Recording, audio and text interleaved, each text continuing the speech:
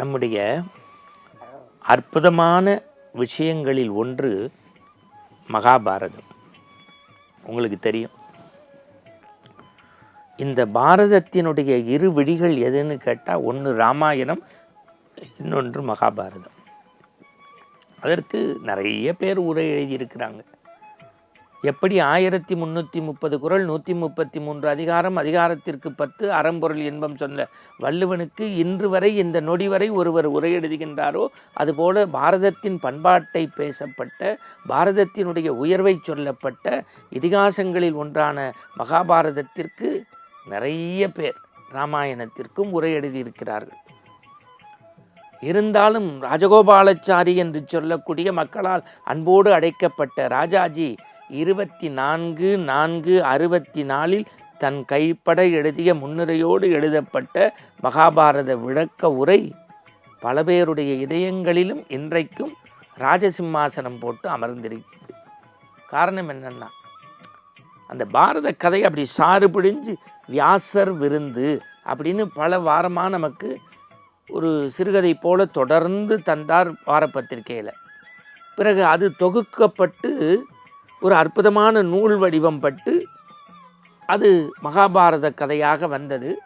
அதிலேயே அணிந்துரையில் எழுதுவார், சாதாரண குளத்து தண்ணீர், ஆற்று தண்ணீர், கிணத்து தண்ணீர் தண்ணீர் தான், கங்கையில் ஓடுவதும் தண்ணீர் தான்.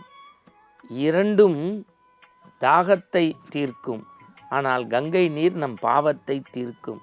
அதுபோல பிற நூல்கள் நாம் படித்து மகிழ்வதற்கான தாகம் போக்குவது, ஆனால் பாரதம் மட்டும் நம் பாவம் போக்குவது. எழுதியது யார்? மூதறிஞர் ராஜாஜி. அதிலேயும் சொல்றார், இந்தியாவில் வியக்கத்தக்க பதவிகளில் நான் இருந்தாலும் எனக்கு மனநிறைவை தருவது நான் பாரதத்திற்கு உரை எழுதிய பெருமைதான். அப்படின்னா என்ன? அந்த பாரதத்தில் ஒப்புயர்வில்லாத ஒரு பாத்திரம் உண்டுன்னா கர்ணன். நம்ம வேடிக்கையாக சொல்லுவோம், கார்த்திகைக்கு பின் மழையில்லை, கர்ணனுக்கு பின் கொடையில்லை. அந்த கொடை சிறப்பு மிக்கவன் கர்ணன். அந்த ஒரு செய்தி சொல்லுவாங்க தமிழில், அரிது அரிது மானிடராய் பிறத்தல் அரிது.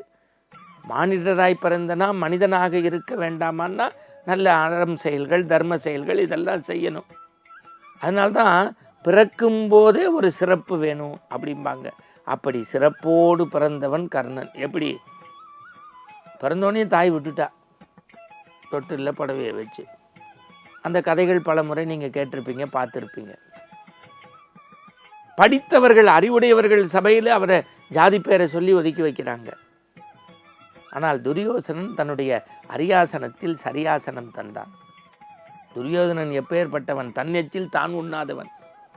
அப்படின்னா என்ன அர்த்தம்னா, அடுத்தவன் இலையிலேருந்து சாப்பிட்றதில்ல, தானே ஒரு கூட்டை ஒரு தடவை சாப்பிட்டா இன்னொரு தடவை அப்படி எச்சிருந்து எடுத்து சாப்பிட மாட்டான்.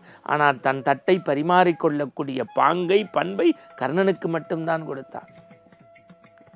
அவனுக்கும் அவனுக்குமான நட்பு அப்படின்னா, இன்றைக்கும் நட்புக்கு இலக்கணம்னா துரியோதனன் கர்ணன் நட்பு தான். அதுதான் ஏமாற்றாத நட்பு, உண்டவனுக்காக உயிர் கொடுத்தது.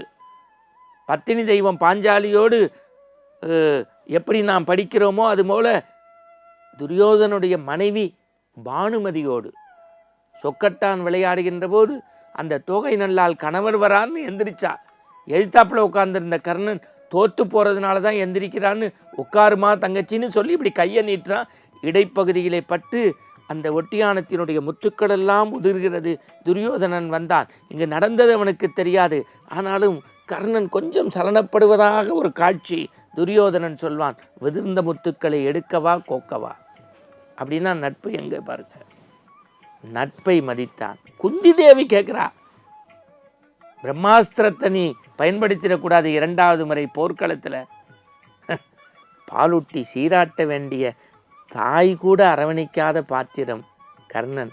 ஆனால் எல்லா பாத்திரங்களையும் வென்று துரியோதனனைகளை விட, தர்ம சகோதரர்களை விட, பகவான் கண்ணனை விட கர்ணனே மிகுந்தான் என்று ராஜாஜி எழுதுகிறார். ஏன்னா கொடை சிறப்பு, கொடை சிறப்பு.